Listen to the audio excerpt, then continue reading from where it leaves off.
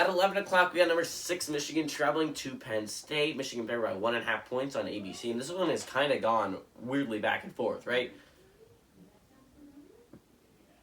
It started out as a 1-point spread for Michigan, then it went down to a pick'em game, then it was back up to a 1.5 point spread for Michigan.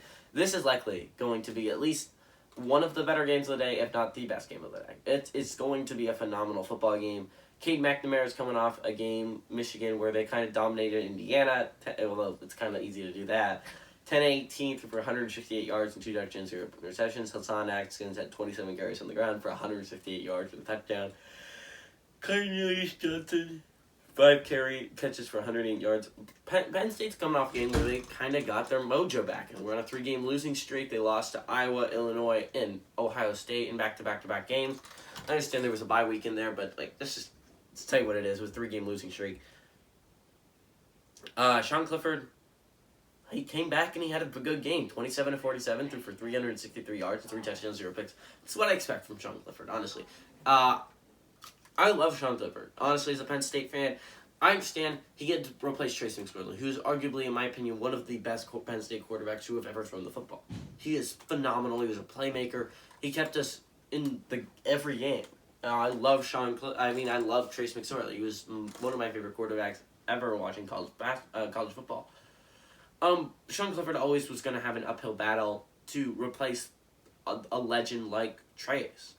But he's done a pretty good job, in my opinion. I understand last year everyone was kind of calling for his head because he honestly didn't play that well last year. But he came back this year. He has led a very good football team. I understand that we didn't beat Illinois, and the Illinois loss is huge for us, and that really does hurt. It stings badly, but regardless of that loss, in my opinion, I still think Penn State's a good football team. I still think Sean Clifford played extremely well in the Ohio State game. The Illinois game really hurts. Because I think if Sean Clifford's healthy for that game, we are able to win it because our defense is able to dominate and it's just our offense isn't able to go anywhere. And it's because Sean Clifford, I don't think, was reading the field very well because I think he had a concussion. I think he was still suffering from that shoulder injury. He knew he couldn't throw it deep as well as he normally does. And it was just kind of heartbreaking to watch because you knew that Sean couldn't make the throws and couldn't make the decisions that he normally could. And we didn't have a guy like Will Levis on our bench that we can just put in and plays extremely well. Will Levis is now in Kentucky and being a high-level starter at Kentucky. It just really hurt watching Sean go through that. But I think Sean Clifford got his mojo back last week. He had a phenomenal game. Kayvon Lee on the ground. Again, Penn State's not a ground game. I understand. It was just Penn State fans and we got spoiled. We went from Saquon Barkley to Miles Sanders to Journey Brown. And Saquon was a obviously top 5 pick, and then Miles was a 2nd round pick, and then Journey Brown was likely going to be a 1st round pick too before he had his heart issue. And that was disappointing for him, and it was disappointing for Penn State fans, but we just have not had the running backs. Kayvon Lee, I think, is pretty solid. I actually like Noah Cain and what he brings to this team as a receiving back. But just our run blocking has always been poor, but we've always had a running back like Saquon Barkley and Miles Sanders that could just make up for it single-handedly. But we don't have one of those, and I think if we had a good offensive line, Kayvon Lee and Noah Cain would both look extremely solid, but we don't, and that's the problem. Jahan Dotson had 11 catches for 242 yards and 3 touchdowns yesterday. I'd like to point that out. I legitimately do think he's the best receiver in the draft, and I don't think it's all that close. I love Jahan Dotson so much. He's such a good receiver. He's like, watching him burn people deep, it's like so beautiful to watch. It's like gorgeous. So how has the series gone? Michigan leads the series 14-10 all time, but the last 2 games have gone Penn State's way, and the last 3 or 4 have gone Penn State's way as well.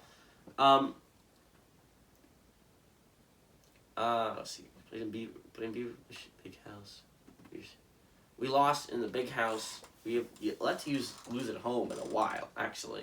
So it's going to be interesting. We haven't lost at home in like 5 or 6 years or something like that. I think it's about 6 years we haven't lost at Beaver Stadium, and like 6 years to Michigan. So we'll see how that goes. I think Penn State is a really good football team this year. And I think it was disappointing that Illinois loss happened. I think Penn State could have eked out. And it's a bunch of what-ifs if you're Penn State. Because what if Sean Clifford is healthy I feel like if Sean Clifford's healthy, you have only one loss right now. I feel like you beat Iowa, and I feel like you beat. I feel like you beat Illinois. If Sean Clifford is healthy in both games, then you beat Iowa, in my opinion, and you beat Illinois. And I just think Sean was healthy against Ohio State. It was just that we were totally outmatched against Ohio State. We still played a very good game. I'm proud of our boys. But it was one of those days it just wasn't going to happen. It was not going to work out in our favor. But I think Penn State has the ability to pull off this upset here. I think they will, and I think they're going to knock Michigan out of playoff contention. Give me Penn State to put that number down to 11 teams in playoff contention.